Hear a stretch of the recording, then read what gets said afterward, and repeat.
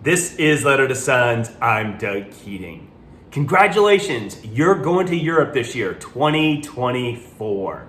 Even better news, you have an entire week of vacation to use for your trip. Today, I'm going to share 5 two-city options in Southern Europe for a week-long vacation. In case you want to visit the north, check out my previous video about that topic. Let's start with a quick question. Who should watch this video? I'm designing this content specifically for North Americans who want to spend 5 to 7 days in Southern Europe. If you already live in Europe or it's really easy for you to get there, not sure this content is going to do it for you. In case you're wondering about the Bayern hat and t-shirt, the greatest soccer team in the world won 8-1 today, so I'm all in on the Bayern gear. Here are the 3 criteria I use to create this list. First, the 2 cities need to be generally close together. I don't want you to burn an entire day of vacation getting from one to the other. Second, I'm defining Southern Europe as anything south of Paris. And third, the cities need to be relatively easy to get to from the US by plane. There are going to be a few exceptions in this video. I will cover those when I get to them. In case you're wondering how to spend your time during the week, here is a schedule example based on previous trips that I've done. You're going to fly out Friday night, land in City 1 on Saturday, spend 3 days there. While there, take a day trip. Then you're going to travel to City 2, once again, spend 3 days and take a day trip. You're going to fly back on Saturday and use Sunday to recover. Obviously, there's all kinds of permutations and changes you can make. Just consider this a baseline in case you don't know how to get started. Option number 1, Rome and Florence. I'm going to call this the best of Italy option. Both these cities are popular and superb, packed with sights. It is easy to get between these 2 cities via train. One challenge you may face, I would not consider Florence's airport to be really an international one. You may have some challenge getting back to the States from there. Option 2, Munich and Salzburg. Once again, both these cities are awesome and popular.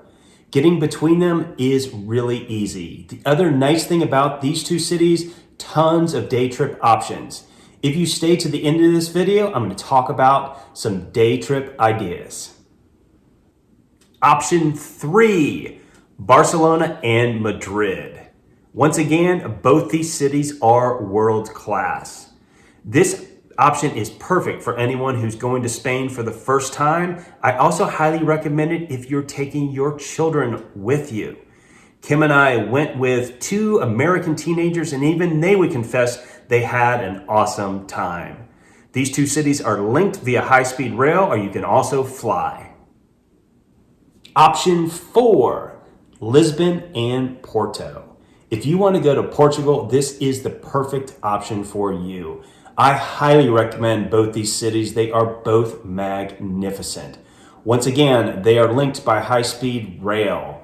The only challenge might be Porto doesn't have quite as many flights back to the States as Lisbon, so you might want to think about that when planning this option.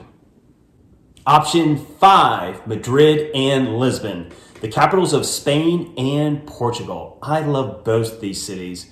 Well, I actually love all the cities on this list. One thing I can guarantee you on this option, you are going to eat like a king. One challenge you may face, rail between these 2 cities is not great. Flying is probably going to be a better option for you.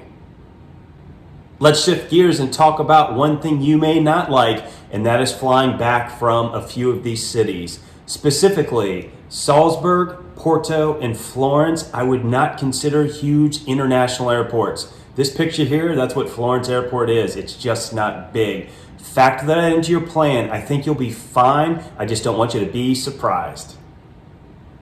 I'm going to foot stomp one thing you're not going to do when planning this vacation, and that is travel during the high season.